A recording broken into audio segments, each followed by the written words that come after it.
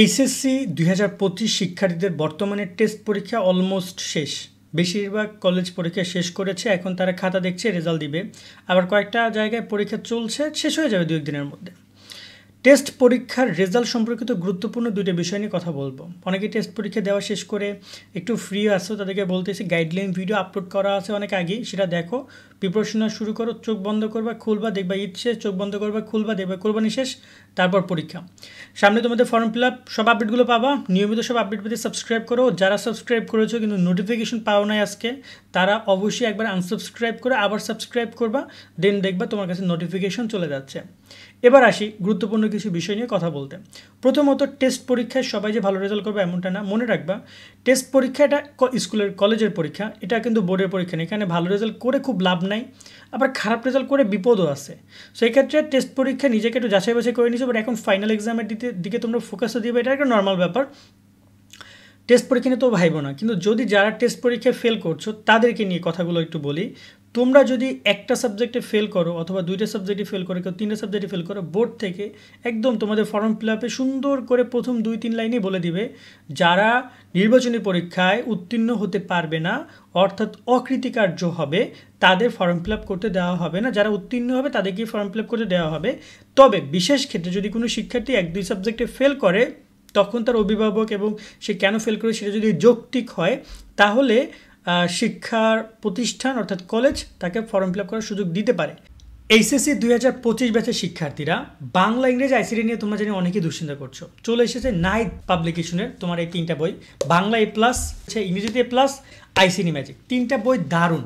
Bangla A+, বাংলার প্রথম দ্বিতীয় পত্রের জন্য বেস্ট তোমার সলিউশন হতে পারে, এবং কিউআর কোড স্ক্যান করলে ভিডিও ক্লাসগুলো ইউটিউবে দেখতে পারবা। ইংরেজিতে A+, ইংরেজির যে প্লাস, ইংরেজি ফার্স্ট পেপার সেকেন্ড পেপার, অনুবাদ থেকে শুরু করে শর্টকাট যত টেকনিক আছে সব কিছু তুমি এই বইতে পেয়ে যাবা। তার সাথে রয়েছে আইসিটি ম্যাজিক, এমসিকিউ, বিগত সালের প্রশ্ন, সিকিউগুলো টপিক ভিত্তিক অনেক সুন্দর করে লেখা আছে। সো তোমরা এই 3টা বই কিনতে পারবা night24.com থেকে। আর নিচে আমরা তাদের নাম্বার দিয়ে রাখছি, সেখানে কল করো বা হোয়াটসঅ্যাপে মেসেজ করো, তোমরা অর্ডার করতে পারবা। তবে আবার এখানে একটা ব্যাপার আমি গত কয়েক বছর ধরে যেটা দেখছি, যদি কেউ একাধিক বিষয় ফেল করো বা এক বিষয় ফেল করো না কেন, যতগুলো স্টুডেন্ট ফেল করো ওদেরকে আবার এক্সাম নেয় কলেজ, এমনটা নিয়ম আছে। সেক্ষেত্রে তোমাদেরকে আবার সেকেন্ড টাইম এক্সামও বসতে হতে পারে, সেটা কলেজ জানাবে। তবে নিয়ম রয়েছে, টেস্ট পরীক্ষা ফেল করলে তোমরা ফর্ম ফিল আপ করতে পারবে না। যদি তুমি কলেজকে কনভিন্স করতে পারো যে স্যার আমি কোনো একটা কারণে ফেল করেছি, যেটা হয়তো বা আমি সমস্যা ছিলাম, অসুস্থ ছিলাম বা কোনো একটা কারণে, সেক্ষেত্রে কলেজ কনভিন্স করতে পারলে কলেজ তোমাকে পরীক্ষা অংশগ্রহণ করতে দিতে পারে। এটা কলেজের এখতিয়ার, সেই এখতিয়ারটা আছে। কলেজ যদি বলে বোর্ড থেকে নিয়ম নেয় তাহলে ভুল, কলেজ চাইলে এই জিনিসটা সম্ভব। তবে যদি 3-4টা সাবজেক্টে ফেল করো, তাহলে তুমি পরীক্ষা দিয়েও আবার দেখা গেলো যে একটা সাবজেক্টে ফেল করলো, তখন তো কলেজে বদনাম হবে, কলেজের পাস রেটটা কমে যাচ্ছে, এবং তুমি যে পরীক্ষার জন্য প্রস্তুত না সেটা কিন্তু এই টেস্ট পরীক্ষার রেজাল্ট দিয়ে তারা বুঝছে, তাই তোমাকে ফর্ম ফিল আপ করতে দিবে না। এই বিষয়টার প্রতি মনোযোগ দিবে। আরেকটা ব্যাপার আমি তোমাকে একটু বলে রাখতে চাই, টেস্ট পরীক্ষার প্রশ্নগুলো কালেক্ট করার চেষ্টা করো। টেস্ট পরীক্ষার প্রশ্নগুলো কালেক্ট করার চেষ্টা করো, কারণ টেস্ট পরীক্ষার প্রশ্নগুলো অনেক কমন পড়তে পারে এবং এটা প্রস্তুতির জন্য বেশ ভালো একটা মেটেরিয়াল বলতে পারো। দেন আবার একটা কথা বলি তোমাদের টেস্টের রেজাল্ট নিয়ে।